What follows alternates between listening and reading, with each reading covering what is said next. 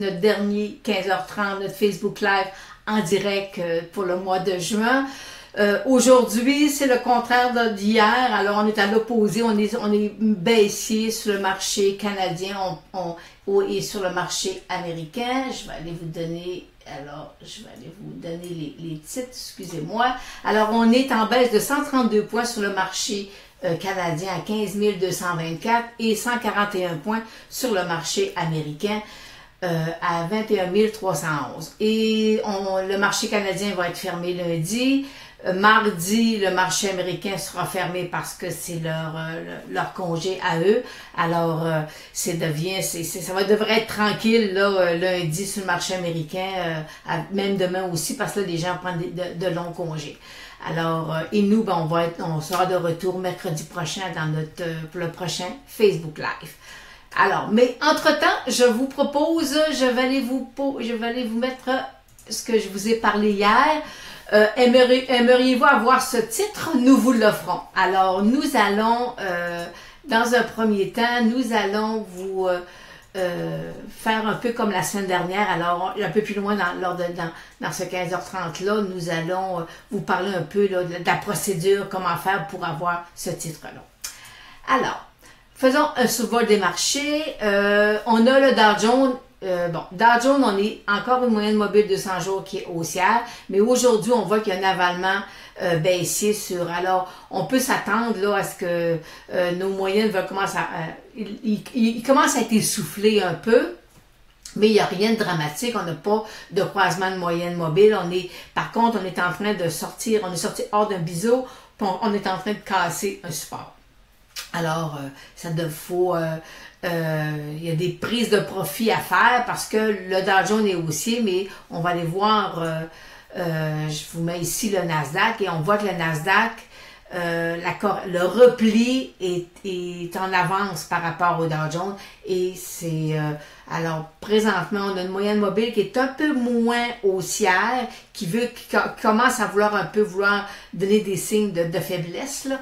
Alors avec le Nasdaq présentement les titres étaient montés, avaient fait une très belle progression, même un peu en tout cas, pour moi, certains titres qui sont sur moi surévalués présentement. Alors, j'ai beaucoup de titres sur le Nasdaq où je suis présentement baissière. Je suis pas en repli, je suis tout simplement en correction.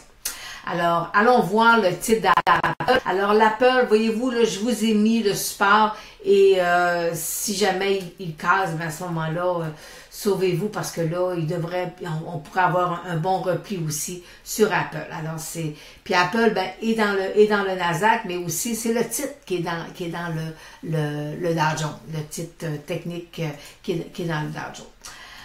Hier, je vous ai parlé de l'or, puis je vous mentionnais, si jamais l'or cassait le 1240, ça pourrait être une jambe baissière, et si jamais il repart à la hausse, on pourrait avoir une belle jambe haussière, et moi je m'attends à ce que c'est un 100 points à la hausse ou un 100 points à la baisse, et je vais en profiter pour aller voir qu'est-ce que mon or fait présentement. J'étais à 1244 au moment de l'enregistrement. Alors, fait qu'il faut vraiment, là, si jamais il cassait le 1240, préparez-vous, le HUI va casser son support, puis on va avoir un repli là, sur le HUI. Puis n'oubliez pas, on peut avoir une jambe haussière, mais à long terme, je ne suis pas haussière sur l'or. Ça me surprendrait si jamais on avait un rebond, qu'on irait plus haut que 1350. Je serais très surprise. Mais tout est possible. Alors, maintenant sur le TSX, ben, voyez-vous, on vient se rasseoir sur ma moyenne mobile 200 jours qui est plate. Alors, ça fait quand même quelques mois, là. Et là, la moyenne mobile 200 jours, elle est plate, fait qu'on est touché par le secteur des ressources, puis le pétrole qui a cassé 44-43, là. Alors, fait qu'il faut faire... avec le marché canadien est un peu plus vulnérable que le marché américain. Un secteur qui, présentement, a un peu de difficulté, qui a un peu de difficulté, oui, qui est en train de croiser ses moyennes mobiles 8,34. Alors, un repli sur sa moyenne mobile de 200 jours est fort possible. Là. On a quand même un bon support qui l'attend, mais on pourrait avoir un repli présentement sur le secteur des technos. Et lorsqu'on dit techno, on parle de BlackBerry, on parle de CGI, on parle de Celestica. Alors, et j'ai Madeleine qui me demandait, Lynn, qu'est-ce qu'on fait avec BlackBerry? Est-ce que je l'achète ou j'attends? Et présentement, moi, je vais vous dire, attendez, je suis haussière à long terme sur le titre de BlackBerry. Ça, il n'y a pas, mais cette hausse-là, voyez-vous, là, on a un 50% de hausse, alors c'est normal qu'on ait d'avoir un repli. Est-ce qu'il va aller nous fermer le gap down, le gap up qu'il nous a fait? On ne le sait pas là pour l'instant, mais mes moyennes mobiles sont vraiment 8,34 baissières et ma moyenne 200 jours tend à vouloir... Fait qu'on est en mode repli sur BlackBerry. Les gens qui veulent vraiment avoir le titre de BlackBerry, qui disent « Moi, je le veux », ben, ils pourraient faire une vente de put.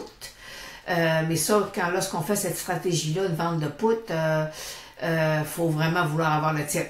Parce qu'on a, puis je l'évalue un peu, on n'a pas beaucoup de primes, là. Même si la volatilité est haute, on n'a pas beaucoup de primes sur, ça ne nous donne pas une marge de manœuvre énorme en faisant une vente de poids. Alors, mais pour l'instant, Madeleine, moi, j'attendrai là, que vraiment que le marché se corrige. Que le marché se raplombe, c'est-à-dire avant de prendre position sur BlackBerry. J'ai Marie qui me demande CGI, Lynn, qu'est-ce qu'on fait? Ben voyez-vous que j'aurais une petite tête-épaule de sommet présentement. Alors, on pourrait revoir, là, il pourrait venir se rasseoir, là, venir casser un peu même sa moyenne mobile de 200 jours. Alors, présentement, le secteur est en repli, alors il faut s'attendre à ce que les titres aussi subissent là, ben c'est parce que les titres, le secteur est en repli, mais ça provient des titres. Alors, c'est normal que CGI suive le secteur présentement. Bastien me pose une question, puis là, je vous ai mis juste le symbole. Juste parce que c'est ça qui était important pour moi. Le symbole, c'est MGTI.PK. Alors, ça veut dire que c'est sur le pink sheet, sur le titre, c'est sur la bourse américaine. Et je vais aller vous mettre la particularité. Et là, j'ai mis l'écran, là, j'ai fait un screen de mon écran. Et vous voyez, je vous ai encerclé, vous voyez MTGI à 1,31 $. Il n'y a pas de bid et il n'y a pas de ask. Et c'est la particularité du pink sheet. Vous faites une offre. Et s'il y a un acheteur qui veut vous acheter, à ce moment-là, mais il n'y a jamais de bid ou de ask. Tout ce qu'on sait que la dernière transaction, c'est à 1,31 $. Alors, des fois, on va dire, on va bider à 1,30 $, ou si on veut vendre, on va peut-être vendre à 1,29 $. Alors, il n'y a pas de bid et de ask. Alors, c'est un marché gré à gré. Alors, c'est la particularité que je voulais vous mentionner là, sur le titre. Alors, il y a aussi ce titre-là, il me demandait de l'analyser. C'est un titre dans le secteur de la santé. Il a été fractionné 150 actions pour une en 2012. Alors, quand vous regardez le graphique à long terme, là, il y a un cours astronomique, là, mais c'est un fractionnement. Alors, si jamais il perçait, moi je pense que c'est 1,50 $, là, ma résistance que j'ai mis là, à ce moment-là, il pourrait repartir, mais c'est un secteur un peu plus à risque parce qu'on est en plus sur le pink sheet. Alors, maintenant, allons voir ce que je vous ai proposé hier. Aimeriez-vous avoir le titre? Nous vous l'offrons. Alors, je reviens avec cette petite promotion-là que je vous offre, un titre comme la semaine passée, je vous ai proposé un titre américain. Cette fois-ci, nous sommes sur le marché canadien. C'est un titre, c'est pas un penny stock, là, c'est pas un titre à 50 sous. Et c'est un titre qui a, selon moi, beaucoup de potentiel. Mais, alors, avant de revenir, je vais revenir vous parler un peu du potentiel, là, mais avant, j'ai deux conditions. J'ai deux conditions. Les conditions, c'est que vous devez aimer ma page et vous devez aussi partager le Facebook Live. Oh, j'ai marqué fake au bout. J'ai fait une erreur. Bon, on doit partager le Facebook Live pour avoir, je vais vous donner le lien pour être capable d'aller voir la vidéo, parce que moi, je vais vous faire une vidéo pour... alors, lorsque je dis que vous devez aimer ma page, c'est ça. Je vais vous passer, regardez, là, ce que je dis, vous devez, j'ai encerclé j'aime. Là, j'aime déjà parce que c'est, mais vous devez, c'est ce que vous devez faire, vous devez aimer ma page et vous devez aussi, par le fait même, vous devez partager, je vous ai encerclé, lorsque vous êtes sur mon Facebook Live, vous devez partager le Facebook Live. Alors, revenons maintenant à l'offre que je vous ai, le titre que je vous propose de vous faire.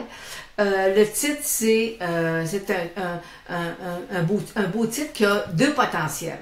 Alors, j'ai un potentiel qui est à court terme autour d'environ, je vous dirais, là, 75%.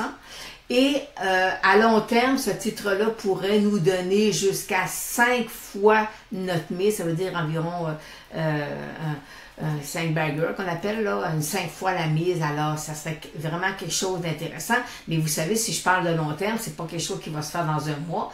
Alors, mais c'est un titre qui a énormément de potentiel aussi. Alors, fait que c'est ça que j'ai à vous proposer pour ce titre-là. Et alors, vous savez que lundi, les marchés canadiens sont fermés. Alors, on a la fête du Canada. Et c'est sur ça que se termine aujourd'hui notre Facebook Live. Alors, je vous dis, on se revoit mercredi. Et aimez ma vidéo, aimez ma page, partagez mon Facebook Live. Et je vous dis, je vous revois mercredi prochain avec un nouveau Facebook Live. Et d'ici là, ben, vous allez recevoir l'avis comme de quoi que la vidéo que je vous propose, le titre, que je vous décortique, je vais vous expliquer pourquoi je suis haussière sur le titre à long terme, puis qu'à court terme, j'ai peut-être un rendement intéressant là, pour à court terme. Alors, je vous souhaite un bon congé lundi et on se revoit mercredi prochain.